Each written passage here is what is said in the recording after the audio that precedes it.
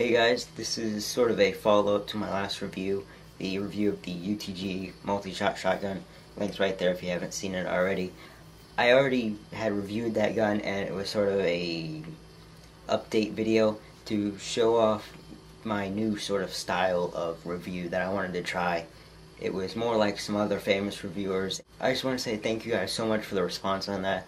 We got close to 100 comments on that video giving their opinions and stuff. In the beginning everybody was for the new style, and then I got a couple people saying no, and then all of a sudden most people were just saying go with the old style, we liked it better. We even had Crazy NC Man give his opinions, and thank you for your opinion on that, which kind of sparked my new sort of style of review, which I'm going to break it up into segments, which if you've seen my latest video where it was just sort of an update video, that sort of gave a preview and I sort of explained how I was going to do this new style of review, but here I'm going to actually show you. I'm reviewing my KWA Mac-11, or sort of re-reviewing it, because the original review is pretty old. I actually did that was one of my first reviews. I did it on the first day that I started reviewing, so it's kind of out of date now, and I figured that would be a good gun to try this new style on. So here it is. Tell me what you think, and enjoy. Hey guys, to another Aderonn Airsoft review. This is the video review of the KWA M11A1, also known as the Mac-11. This is the original version of this gun, not the NS2 version. This airsoft gun's real steel counterpart was developed in 1972 at the Military Armament Corporation by a man of the name of Gordon Ingram. The other name for this gun is the Mac-11, MAC standing for Military Armament Corporation. This gun is relatively hard to find in its original version, being that it has been widely replaced by the NS2 model. But if you can find this gun, it retails for around $120 on many sites such as eBike. This gun fires around 300 to 310 feet per second at a rate of fire of around 1,200 rounds per minute. The build quality of this gun is very nice. KWA did a great job. The body is a very nice ABS plastic. It has very little wobble, if any. The only wobble I can find is in the stock, actually, and a tiny bit of mag wobble. But the stock is retractable, so that is kind of a given that there will be some wobble. But the body itself, the bolt has no wobble. The safety is very rigid and has a firm click, and you know when it's in each position. There is no wobble in the trigger at all. On the other side, the fire selector is very nice. Like I said, the body is ABS plastic, but the internals of the gun are full metal.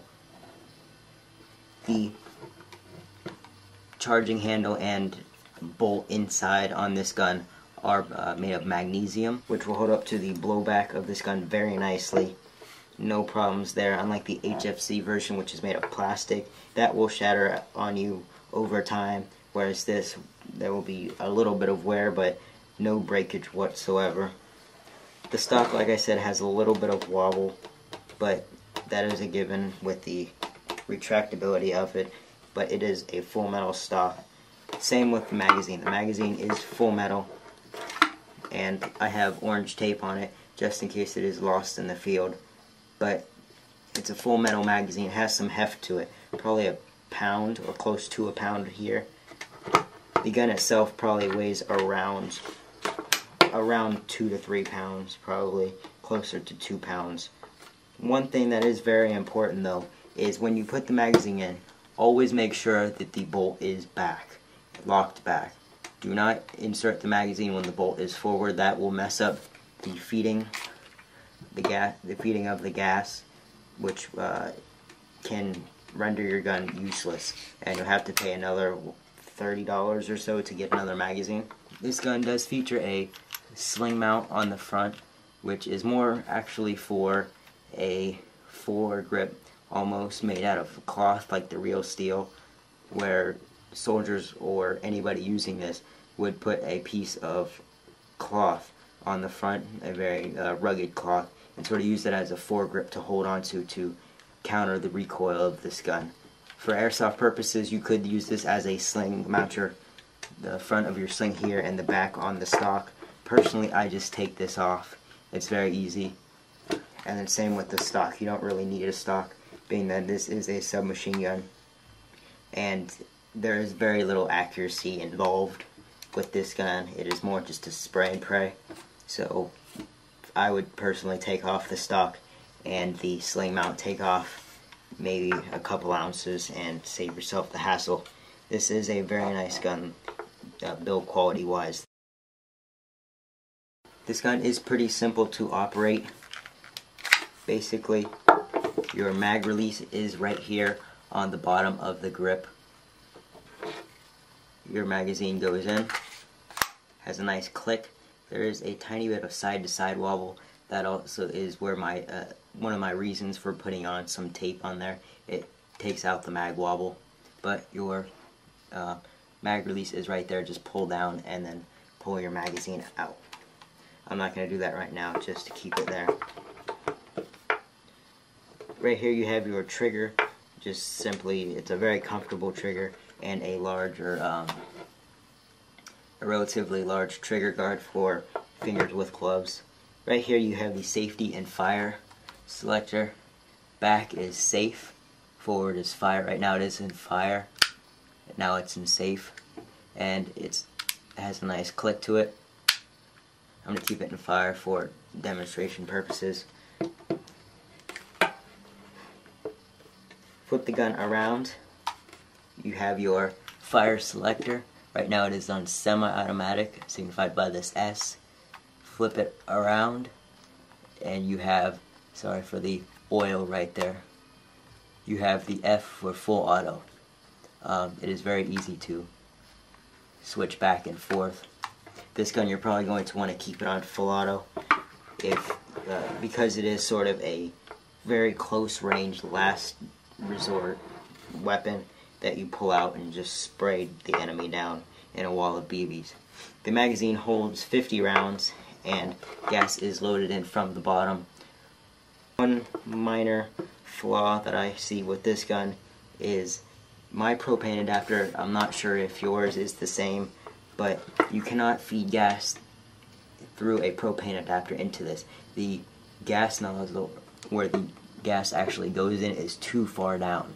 This is just where the nozzle goes through, but it's actually about that far in where the actual valve is.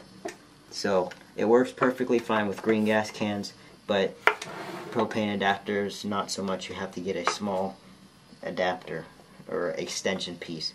At least that is with mine. On the bottom here you have this button, which is where the stock is released. To take out the stock, you have to simply squeeze the stock until it pops open like that.